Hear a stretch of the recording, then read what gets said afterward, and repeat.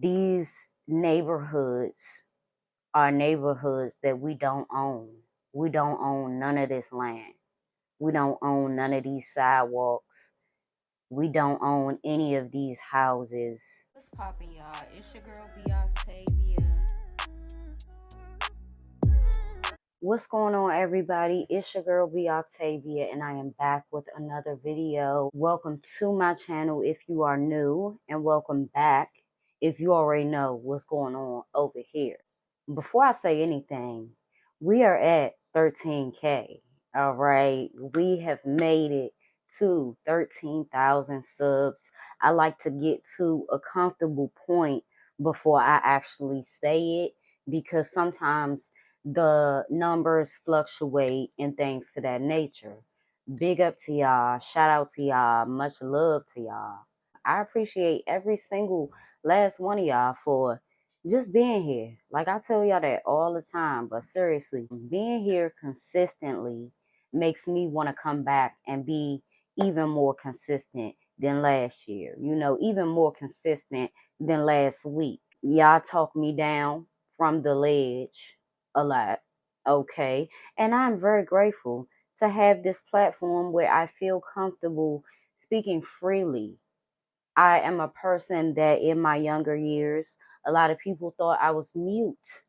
And I feel like, it is perfect that I am in a lane to speak, because a voice is something that I never thought I would have. And for a very long time, I didn't have. I am the person that, even if I was confused in class, I would not raise my hand. And I am also a person that would only speak when spoken to. So if you can resonate with any of those things, click subscribe and hit that like button. You know what I'm saying? Because we are one and the same. Now that I done chatted y'all in and we know what is what and who is who, my name is B Octavia, and I have to say my piece on the murder of Phat Geez. We will be talking about 28-year-old Derrick Gant, a Philadelphia rapper who went by Phat Geez. He has been rapping for years and is acknowledged by rappers like Meek Mill and others in the music industry. He just recently started doing interviews and has featured on podcasts and other YouTube platforms to share his insight on the streets, how he grew up, and to showcase his talent through freestyling. He most recently dropped a song called No Gun Zone, calling out the senseless acts of gun violence. A lot of people of the Muslim religion, including Phat Geez, are currently participating in Ramadan. So folks couldn't wrap their head around how did he get murdered. They couldn't believe it. They were like, he goes to the mosque, he goes to pray with his fellow Muslims every single day.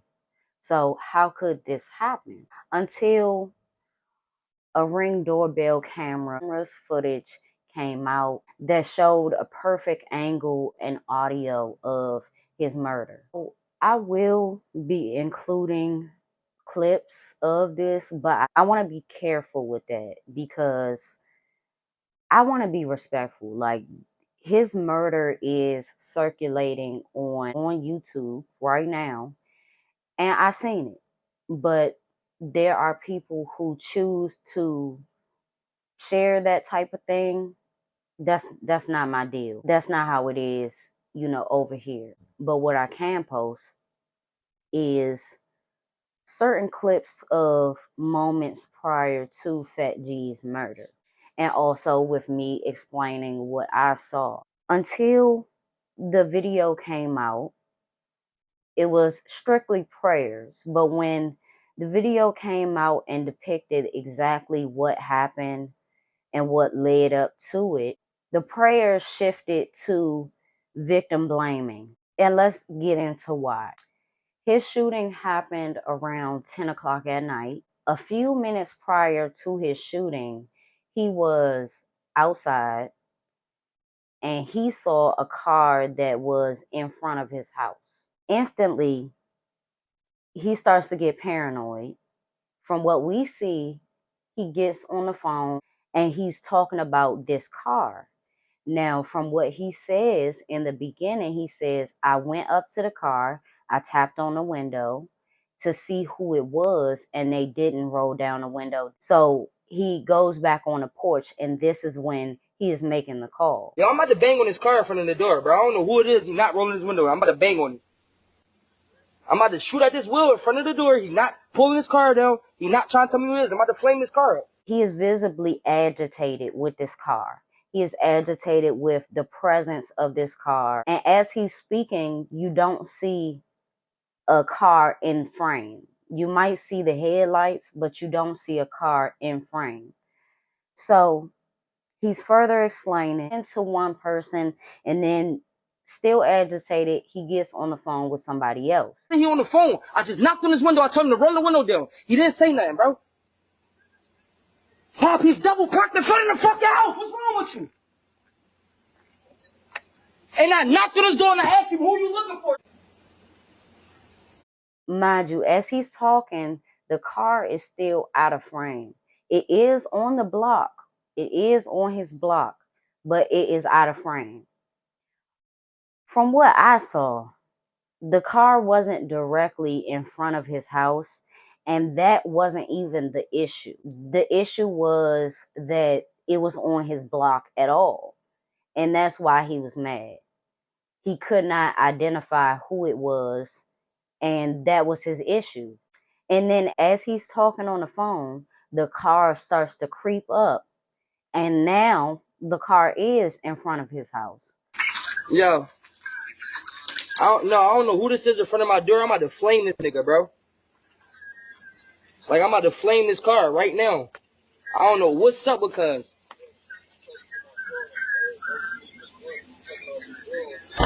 So as they roll down the window, he goes again and approaches the car. Who you is? You're in front of my door, bro. There's shit going on out here, bro. I'm asking you a simple question, bro. I'm asking you, I don't know who you is, bro. What's up with you? Bro, this is my block. You just sitting there. I asked you a simple question, bro. You're not saying nothing, bro. You didn't say nothing, bro. This is my block. Shit going on around here, bro. That's why I asked you a question. No, it's not all white people that live on this block, bro. All right, go ahead, bro. Go ahead, bro. He goes back to his porch, and then a woman that is inside the house gets on the Ring doorbell. She basically says, why are you arguing on the porch? Like, get inside. And he did go inside for a little minute, a brief moment. He was even more annoyed that the car didn't leave yet. Bro, look, this nigga's still sitting right here, bro. When he is inside, the person in the car says, I thought to listen to you music and all that, bro. You on some weird shit, bro. No, bro. Like, you not trying to pull out. What's wrong with you? I'm about to blame you, bro. Hey, yo, Fat. Hey, yo, Fat. Hey, yo, Fat.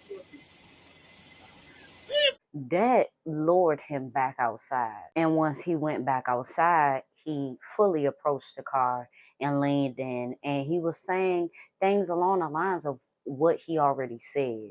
But he was amped up. He was very, very amped up. And it didn't take too long for shots to ring out. And 28-year-old Phat Geez was shot at point blank range. Some folks say he had 2 guns. I only seen 1. Trying to tell me who it is. I'm about to flame this car. So I can only confirm what I saw. The shots blew him back. Of course, off of the adrenaline and things to that nature, he sat up. And as he was getting shot, I believe he let some shots off himself, but we'll only know or figure out if the person or people in the car was hit or not as the days go by, but probably not. So the shots blew him back. His adrenaline made him raise up, and from what it looked like his gun might have jammed, because it just looked like he was trying to fix it or something. And a few seconds later, he passed out. Police and paramedics arrived shortly after and took him to the hospital, where he was pronounced dead at 10:30. After seeing the video, of course, a lot of people are like, he shouldn't have went outside. it shouldn't have bothered them that much. And I'll say the same. One thing that all of us have to know, especially once we get to the ages that we are, like 27, 28, we have to know that these blocks are not ours. These neighborhoods are neighborhoods that we don't own. We don't own none of this land. We don't own none of these sidewalks. We don't own any of these houses. It is not ours. And so it's a shame. It really is a shame that it bothered him that much. But that is how a lot of young people are brainwashed. A lot of young people are brainwashed into feeling like they have to defend the sidewalks that they walk on, the blocks that they was raised on. And they don't. They don't. Don't get me wrong. I do understand, being traumatized by your house being shot up, but do not approach any car, and you don't know the occupants of it. Do not. And he was old enough to know that. Me personally, like say I'm walking home from work.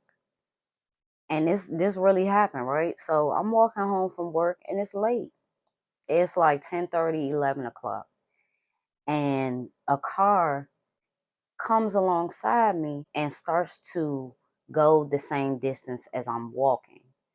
So then and only then do I look to the side and they pull the window down. It's two guys in a car. They look like they're around my age, you know what I'm saying? But instantly I told them, I was like, don't pull up on me like that. Like, you had me thinking that something was finna go down. And I'm like, oh, I'm sorry, whoopie-woo. And they was trying to holler. But nah, you already done made my alarm bells start to ringing. Don't do that. Don't do that. You never know who has what and what anybody has been through. But he was very, very paranoid. It's one thing to get a suspicious feeling from someone who is directly in front of your house. But if that's not the issue in the first place, and the issue is they're on your block, period, you really got to do some soul searching on what you own and what you don't. You own you. You own your responsibility, and you must own up to your own actions. His actions definitely set off the course of events, but who knows what they was really on that block for. A lot of people said that, them knowing exactly who he was and how it took place, it seemed like it was a hit. And it could be possible. It could be possible. But at the same time, when you are confused about something, when you are wanting your questions answered, being agitated off rip will not make that happen. Going into it and verbally, being loud about what you're about to do. I don't know who this is in front of my door. I'm about to flame this nigga, bro. And showing your hand as far as being paranoid. Some would say panicking, because I think that a lot of guys don't want to say that they're scared. A lot of guys don't want to say that they have a certain fear of dying. But what transpired on that Ring doorbell camera was that of fear and panic. And it didn't need to happen. I think that it could have been prevented if he would have went in the house and stayed in the house. Do I think that they would have drove away? Probably not. A lot of times on the East Coast, and that's all I can really speak for, is once a bully or someone who has a problem with you knows that their presence annoys you, they're going to stay in the vicinity or keep coming back, or it's a level of harassment with that. But never verbally show your hand to people who you are skeptical about. You say you're going to flame it, well, flame it. Flame on. That's what you said you was going to do. But it's a shame that we continue to have to learn lessons from tragedies like this. And from his interviews and from him speaking through his music, as well as, speaking about violence and things to that nature, it's a shame because he seems like he's very aware of what goes on and how it happens. But he couldn't call this happening. He couldn't see this happening when anybody else could. Honestly, sometimes on the back end, you got to turn into a Karen in that situation. And you have to call 911 and tell them that it's somebody sitting outside your house, and tell them the history of your house being shot up before. And perhaps they would come just as fast as they came for a shooting. It's more people in the hood, in neighborhoods like this, than not, that die for the very blocks that they came from. And nothing comes of that but grief. Nothing. Nothing comes of it. I feel like those participating in Ramadan, they have even more so of a challenge of refraining themselves and holding it all together. Like, just simply not eating throughout the day, like, that affects me in a deep way. So I can't even imagine doing that every single day. And once the sun goes down is when you can actually move around and operate and eat and things to that nature. This was a test for him. And not a lot of people who are brainwashed by the hood will succeed in that test. It may pain you to put your pride aside, but if you have a means to make it home, and you have a means to just lay down, let it rest, make a few phone calls, stay in your protective area, stay where you are safe,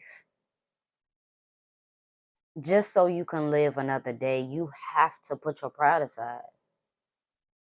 Because anybody and everybody probably was telling him it's not that deep, just go back in the house, we'll figure it out. Even with the folks in the car who started to call his name and stuff like that, even if they didn't do that, I believe he still would have went outside.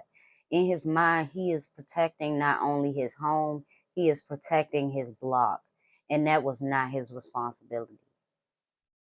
And all young men, all young women need to know that it is not your responsibility to hold down a block and be an advocate in that way where you're trying to do what the police need to do. No, no, no, no, no, no, no. No, no, no, no, no.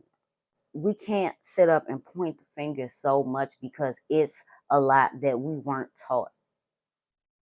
It's a lot that even at 27, 28 years old, we are still figuring out. It's a lot that all of us need to learn. All of us need to learn how to deal with a traffic stop properly without making it tense off rip. We all need to know how to perform CPR just in case somebody starts seizing or passes out or drowns. We all need to be a lot more conscious. We all need to know how to use Narcan just in case somebody of our generation or younger is overdosing.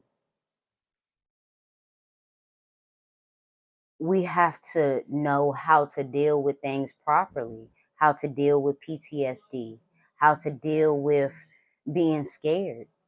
because a lot of us would grab something. But if it's not a situation that calls for that off rip, let's not do it.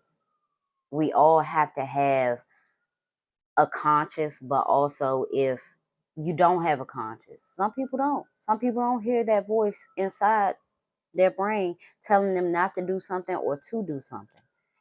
You might have the angel on one shoulder and the devil on the other.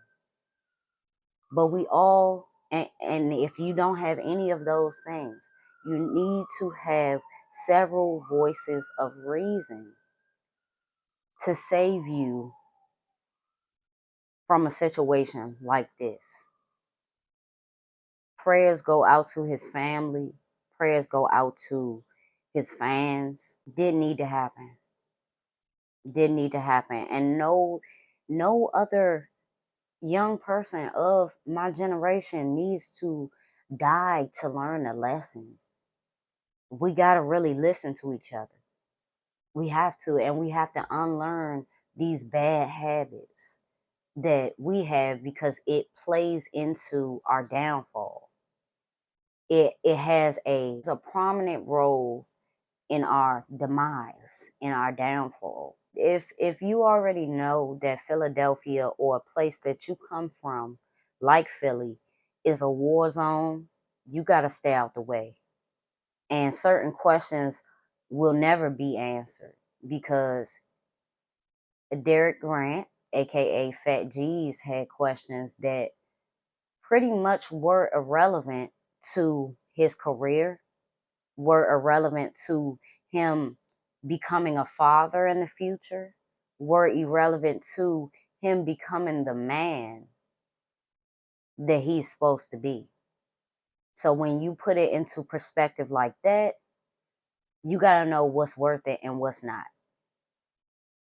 Rest in peace to Derrick Gant. He has been buried. Salute to Philly police that just let the dirt bikes ride. It was a very creative way how they took him through Philly, you know. And hopefully young people like him, like me, will learn to move different. It's 2024. We cannot keep being an example in this way.